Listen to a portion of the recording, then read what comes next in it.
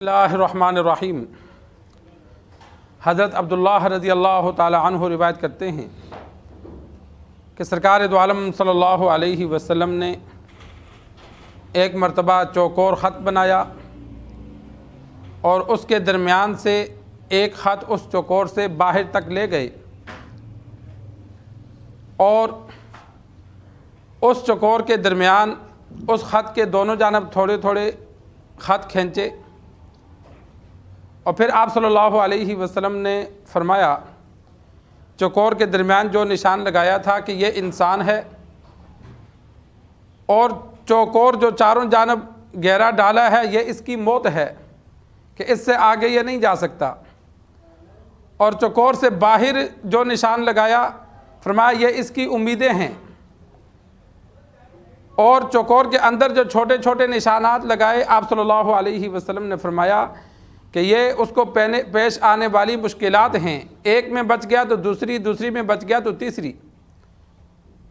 سرکار دو عالم صلی اللہ علیہ وسلم نے صحابہ کرام کو کے واسطے سے امت کو سمجھایا کہ لمبی امیدیں نہ باندھی جائیں، لمبی امیدیں اللہ تبارک و تعالیٰ کو پسند نہیں ہیں، کہ انسان لمبی امیدیں باندھتا ہے لیکن وہ امید پوری نہیں ہوتی، موت پہلے آ جاتی ہے۔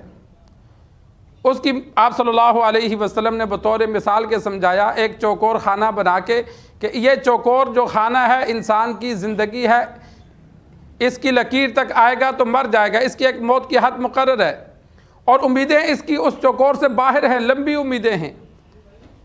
اسرائیل علیہ السلام کو احادیث میں موجود ہے لیلۃ القدر میں فرشتوں کو جو 1 سال کی ڈیوٹی دی جاتی ہے تو وہ اپنی ڈیوٹی کا جو نظام ہوتا ہے پورے سال کا اللہ کو واپس کرتے ہیں اور اگلے سال کے لیے اللہ تبارک و تعالیٰ ان کے حوالے کر دیتا ہے۔ اسرائیل علیہ السلام کی ڈیوٹی موت دینے پر ہے، اس میکائیل علیہ السلام کی ڈیوٹی کھانا دینے پر ہے۔ پوری مخلوقات کی بڑے سربراہ یہ ہیں، نیچے اربوں فرشتے ہیں لیکن جو سربراہ ہے وہ میکائیل علیہ السلام ہے۔ اللہ نے لیلۃ القدر میں ڈیوٹی لگا دی کہ پورے سال کس کس جانور کو کہاں پانی خوراک کتنا دینا ہے، وہ ان کی ڈیوٹی میں آ گیا۔ موت اسرائیل علیہ السلام کی ڈیوٹی میں ہے، تو اسرائیل علیہ السلام روزانہ پوری دنیا پہ نگاہ دوڑاتے ہیں کہ آج کس کس نے مرنا ہے، ان کو پہلے پتہ ہوتا ہے۔ تو اسی وجہ سے حدیث میں آتا ہے کہ کسی بندے کو دیکھتے ہیں کہ آج اس کی موت ہے یا کل موت ہے، اور وہ بیٹھا جب سوچ رہا ہوتا ہے کہ یہ بھی کروں گا یہ بھی کروں گا، تو وہ فرشتہ ہنستا ہے، وہ اس کے اوپر ہنستا ہے کہ اس کو دیکھو کل بیچارے نے مر جانا ہے اور سوچ کیا کیا کچھ رہا ہے، مہینے بعد اس نے مر جانا ہے اور اس کی امیدوں کو دیکھو کر کیا رہا ہے کہ میں کیا کچھ کروں گا۔ تو زیادہ لمبی امیدیں باندھنا یہ مناسب نہیں ہے۔ انسان سرکار دو عالم صلی اللہ علیہ وسلم اور صحابہ کرام کی یہ عادت مبارکہ نہیں تھی، وہ ایک دن کا سوچتے تھے کہ آج کیا کرنا ہے، کل جو ہوگی تو پھر دیکھی جائے گی۔ اس کے نظام سے دینی معاملات میں انسان ترتیب بنا سکتا ہے، 2 مہینے کی، 4 مہینے کی، 6 کی، سال کی، لیکن ایک لمبی امید بنانا کہ 8 سال بعد یہ کرنا ہے، 10 سال بعد یہ کرنا ہے۔ پھر کئی لوگوں کو دیکھا کہ وہ اپنے آپ کو تنگ کر کے مال جمع کرتے ہیں کہ مال جمع کریں گے، پلاٹ بنائیں گے، مکان بنائیں گے، رہیں گے۔ نقصان یہ ہوتا ہے کہ جسم میں کم خوراک کی وجہ سے، اچھی خوراک نہ ہونے کی وجہ سے اپنی اور اولاد کی تربیت اچھی نہیں ہو سکتی اور مکان بھی نصیب نہیں ہوتا۔ کئیوں کو دیکھا کہ مکان بنا 3 مہینے رہے، مہینہ رہے، پھر مر گئے۔ کئی لوگ میں نے ایسے بھی دیکھے کہ جن بیچاروں نے مکان بنایا اور ان کو 1 سال رہنا بھی نصیب نہیں ہوا۔ تو اس وجہ سے اللہ نے اولاد، ہماری زیادہ تر یہ سوچ ہوتی ہے کہ بھئی اولاد کے لیے کچھ بنا لو، اولاد کی روزی ہمارے ذمہ نہیں ہے، ہمارے ذمہ اپنا وقت گزارنا ہے۔ ہمارے ذمہ یہ ہے کہ آج تم بیوی کو اچھا دو، بچوں کو اچھا دو، اچھا کھاؤ پیو، جب مر جاؤ گے اولاد جانے رب جانے۔ اولاد کا ہم نے اپنی زندگی تک ٹھیکہ لیا ہوا ہے کہ والد کو اولاد جب تک جوان نہیں ہوتی تو تعلیم دینا، اچھی خوراک دینا، بیوی بچوں کا خرچہ، جب اولاد جوان ہو جائے، کمانے لگ جائے تو والد کے ذمے سے نکل جاتی ہے، وہ اپنا کمائے، اپنا بنائے۔ اور اسی طرح اگلے جہاں کی فکر کہ میرے مرنے کے بعد اولاد کے لیے نہیں، اگر اللہ نے مال دیا ہے تو انسان اولاد کے لیے چھوڑ کے مرے۔ سرکار دو عالم صلی اللہ علیہ وسلم نے سارا مال صدقہ خیرات کرنے سے منع فرمایا کہ انسان اپنی ساری جائیداد تقسیم کر دے اور اولاد کو لاوارث چھوڑ دے۔ بعد میں وہ مانگتی پھرے. فرمایا نہیں، اولاد کے لیے انسان کچھ نہ کچھ چھوڑ کے جائے تاکہ اس کے مرنے کے بعد وہ مجبور نہ ہوں. لیکن ایک بندے کے پاس ہے نہیں تو پھر وہ اپنے آپ کو مجبور کر کے جمع نہ کرے. جب دنیا سے جائے گا اللہ سنبھال لے گا. تو یہ لمبی امیدیں سرکار دو عالم صلی اللہ علیہ وسلم نے فرمایا انسان امید لمبی رکھتا ہے، اس کو پوری کرنے کی کوشش میں ہوتا ہے، وہ پوری نہیں ہوتی، موت پہلے آ جاتی ہے.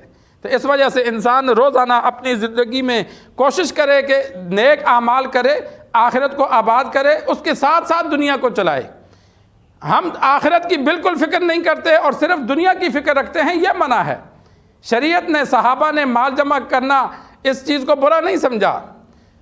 عبد الرحمن بن عوف رضی اللہ تعالی عنہ اور دیگر صحابہ کا موجود ہے کہ آپ صلی اللہ علیہ وسلم کے دور میں اتنی غربت تھی کہ صدقہ خیرات کرنے کے لیے دن کو مزدوری کرتے اور شام کو انہی کھجوروں کو صدقہ کرتے. لیکن آپ صلی اللہ علیہ وسلم کے بعد اتنے مالدار ہوئے کہ 1 لاکھ درہم ان کے ہاتھوں میں ہوتا تھا. اتنا اللہ نے ان کو مال دیا. 500 درہم آج کل 1.5 لاکھ روپیہ بنتا ہے. جو 500 درہم ہے آج کے اعتبار سے وہ چاندی کا ہوتا تھا. تو چاندی کے وزن کے اعتبار سے 500 درہم 2.25 کلو چاندی بنتی ہے. تو 1700 تولے سونا اور چاندی، تو اس کے حساب سے آج کے حساب سے 1.5 لاکھ روپیہ بنتا ہے. تو وہ صحابہ 500 نہیں، 1 لاکھ درہم ایک ہاتھ میں کھڑے ہو کے ایسے تقسیم کرتے تھے. اتنا اللہ نے مال دیا. زبیر رضی اللہ تعالی عنہ جب دنیا سے چلے گئے تو اولاد 22 لاکھ درہم کی مقروض تھی. بڑے پریشان تھے کہ اتنا زیادہ قرض کہاں سے دیں گے. لیکن جب ان کی جائیداد کو بیچا تو وہ 5 کروڑ کی بکی. 5 کروڑ کی. 4 بیویاں تھیں، ایک بیوی کو سارا قرضہ ادا کرنے کے بعد 12 لاکھ درہم آیا. بیوی کو 8واں حصہ ملتا ہے اگر اولاد ہو. تو 8واں حصہ جو بنا کل مال کا وہ 48 لاکھ درہم تھے. اتنا اللہ نے صحابہ کو مال دیا. لیکن وہ مال کے ساتھ دین پر عمل کرتے تھے. پوری زندگی جہاد کیا، تہجد پڑھی، غرباء پہ. یہ مقروض کیسے ہو گئے کہ لوگ ان کے پاس امانتیں رکھتے تھے. بینکنگ کا تو نظام تھا نہیں، تو لوگ جس کو دیکھتا یہ نیک بندہ ہے. پھر صحابی رسول تھے تو وہ یہ میرا 1 لاکھ رکھ لے، میرا 50,000 رکھ لے، جب ضرورت ہوگی لے لوں گا. تو وہ گھر میں نہیں رکھتے تھے، وہ غرباء پہ تقسیم کر دیتے تھے کہ جب یہ لینے آئے گا کہیں سے دے دوں گا. تو اس طرح وہ کر کے مقروض ہو گئے تھے. نقد ان کے پاس کچھ بھی نہیں تھا. تو پھر اولاد نے جب والد دنیا سے گئے تو بڑے پریشان ہوئے کہ اب اتنا قرضہ کہاں سے دیں.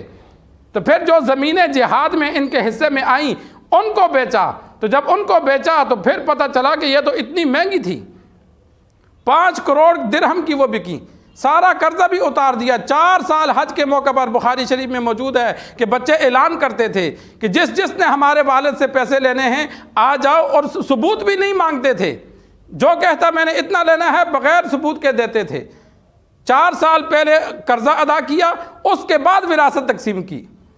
تو یہ مال منع نہیں ہے. منع یہ ہے کہ انسان مال کے پیچھے جا کر آخرت کی تیاری چھوڑ دے. اگر نمازیں پڑھتا ہے، زکوٰۃ ادا کرتا ہے اور اللہ نے حلال مال بھی دیا ہے تو پھر کوئی گناہ نہیں ہے.